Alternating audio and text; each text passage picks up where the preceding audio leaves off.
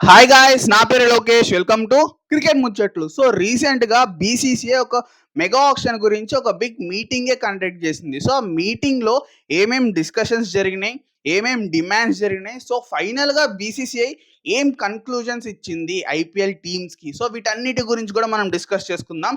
So దానికన్నా ముందు మన ఛానల్ని ఎవరైనా సబ్స్క్రైబ్ చేసుకోకపోతే మన ఛానల్ని సబ్స్క్రైబ్ చేసుకోండి అండ్ ఆల్సో లైక్ కొట్టి వీడియోని అయితే స్టార్ట్ చేసేయండి అనమాట. So let's start the video.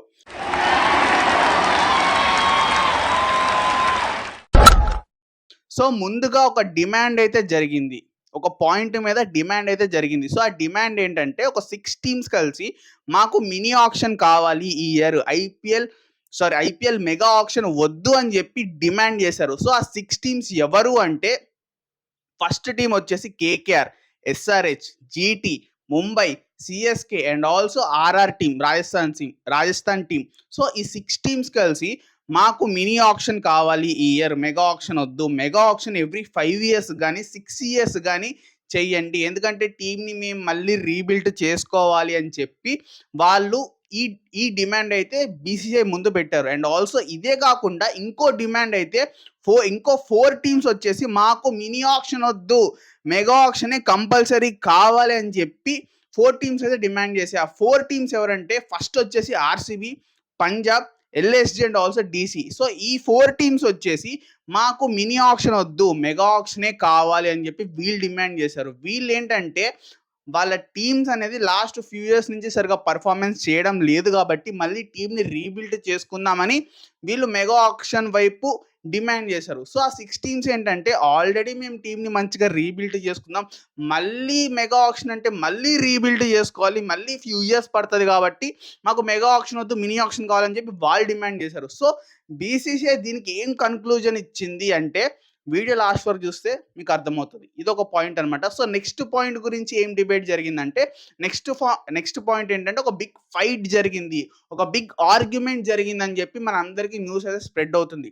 అసలు ఆర్గ్యుమెంట్ ఏంటి, ఆ ఫైట్ ఏంటి అంటే Shahrukh Khan versus Punjab team, SRH versus Punjab team. So వీళ్ళిద్దరి మధ్య బిగ్ డిబేట్ నడిచింది, బిగ్ ఫైట్ నడిచింది. దేని గురించి అంటే రిటెన్షన్ ప్లేయర్స్ గురించి, మెగా ఆక్షన్ గురించి, మినీ ఆక్షన్ గురించి ఫైట్ అయితే జరిగిందని చెప్పి న్యూస్ అయితే బయట సర్క్యులేట్ అవుతుంది. కానీ నిజం ఏంటంటే అది ఒక ఫ్రెండ్లీ ఆర్గ్యుమెంట్ మాత్రమే, ఒక బిగ్ ఫైట్ అయితే ఏం జరగలేదు. సో అంత ఒక friendly atmosphere and also friendly ఆర్గ్యుమెంటే జరిగింది. మినీ ఆక్షన్ గురించి కానివ్వచ్చు, రిటర్న్ ప్లేయర్స్ గురించి కానివ్వచ్చు, మెగా ఆక్షన్ గురించి కానివ్వచ్చు, వాళ్ళేం పెద్దగా ఏం ఫైట్ చేసుకోలేదు. జస్ట్ ఒక ఫ్రెండ్లీ ఆర్గ్యుమెంటే జరిగిందనమాట. సో ఇప్పుడు వస్తున్న రూమర్ అనేది రాంగ్ అని చెప్పుకోవచ్చు. సో ఇంకో పాయింట్ మీద డిస్కషన్ జరిగింది, ఏంటంటే బ్యాన్ చేయాలి.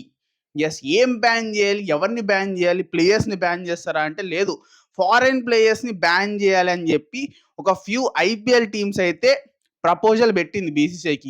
ఏంటంటే మీరు చూసుకున్నట్టయితే లాస్ట్ మినిట్లో ప్లేయర్స్ లైక్ పర్సనల్ రీజన్స్ అని, యాషెస్ టోర్నమెంట్ ఉంది, నేను దానికి ప్రిపేర్ అవ్వాలని చెప్పి వెళ్ళిపోవడం కానివ్వచ్చు, నేషనల్ డ్యూటీస్ ఉన్నాయని చెప్పి, ఇంజురీస్ ఉన్నాయని చెప్పి, ఇట్లా పర్సనల్ రీజన్స్ అని చెప్పి, సిల్లీ రీజన్స్ అని చెప్పి లాస్ట్ మినిట్లో ఫారెన్ ప్లేయర్స్ మన ఐపీఎల్ టీమ్ మేనేజ్మెంట్కి హాత్ ఇచ్చి వెళ్ళిపోతున్నారు, పైసలు తీసుకుని హాత్ ఇచ్చి వెళ్ళిపోతున్నారు. సో దీనికి ఒక కొత్త రూల్ కావాలి, కొత్త ఎన్ఓసి కావాలని చెప్పి ప్రపోజల్ పెట్టింది. సో దీని గురించి బీసీఐ కంపల్సరీ దీని గురించి అయితే మేము ఒక కొత్త రూల్ని తీసుకొస్తామని అయితే బీసీసీఐ చెప్పిందనమాట. సో కొత్త రూల్ ఏంటి అనేది ఫ్యూచర్లో మనకు తెలుస్తుంది. అంటే మెగా ఆప్షన్ ముందు కానివ్వచ్చు, ఆర్ ఎల్స్ ఐపీఎల్ స్టార్ట్ చేసే ముందు కానివ్వచ్చు, ఒక రూల్ అయితే రాబోతుంది. ఫారెన్ ప్లేయర్స్ రెడీ అయిపోండి అమ్మా, ఈసారి నుంచి మీ ఆటలు సాగవు. సో నెక్స్ట్ ఏంటంటే ఇంకో పాయింట్ ఏంటంటే ఇంపాక్ట్ ప్లేయర్ గురించి డిస్కషన్ చేశారు. సో దీంట్లో కొన్ని టీమ్స్ అయితే మాకు ఇంపాక్ట్ ప్లేయర్ రూల్ నచ్చలేదని, కొన్ని టీమ్స్ అయితే మాకు ఇంపాక్ట్ ప్లేయర్ రూల్ నచ్చినాయని. సో 2 టీమ్స్ అయితే ఇంపాక్ట్ ప్లేయర్ రూల్గా ఎగెనెస్ట్గా అయితే మాట్లాడారు, అంటే ఇంకో లైక్ చాలా మంది మాట్లాడారు. సో ప్రెజెంట్ ఉన్న అప్డేట్ ఏంటంటే Delhi Capitals and also CSK team వీళ్ళిద్దరూ ఎగ్నెస్ట్గా ఉన్నారు ఫర్ ఇంపాక్ట్ ప్లేయర్ రూల్ తీసేయాలని చెప్పి ఎగ్నెస్ట్గా అయితే ఉన్నారనమాట. సో ప్రెజెంట్ అయితే ఈ పాయింట్స్ మీదనే మోస్ట్లీ డిస్కషన్ అయితే జరిగింది. సో కన్క్లూజన్ ఏమి ఇచ్చిందంటే బీసీసీఐ, మీరు ఏమన్నా చావండి, మీరు ఏమన్నా చేసుకోండి, నేనైతే ఈ ఇయర్ మెగా ఆక్షన్ పెడతాను అని చెప్పి బీసీసీఐ ఒక పర్టికులర్ కన్క్లూజన్ అయితే ఇచ్చేసింది. అండ్ ఆల్సో రీటైన్ ప్లేయర్స్ గురించి ఆలోచిస్తాము అని అయితే స్టేట్మెంట్ అయితే పాస్ చేసింది. అంటే లైక్ ఇప్పుడున్న ప్రెజెంట్ సినారియో ఏంటంటే 4-5 రిటెన్షన్ అని మనకు వస్తున్న న్యూస్ అయితే ప్రెజెంట్ అప్డేట్ అయితే అది.